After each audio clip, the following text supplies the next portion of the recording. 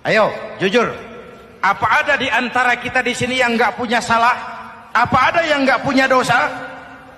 Setiap kita, kecil, besar, sedikit, banyak, terlupa, terpaksa, pasti punya salah.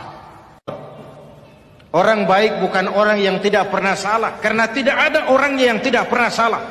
Orang baik kalau dia berbuat salah, dia segera sadar, dijadikannya sebagai pelajaran untuk tidak diulanginya lagi di masa yang akan datang.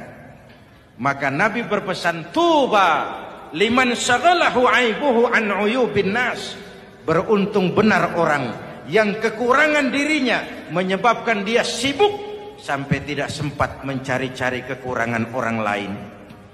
Tapi celaka benar orang yang terlalu sibuk mencari-cari kekurangan orang lain sampai lupa dengan kekurangan dirinya sendiri.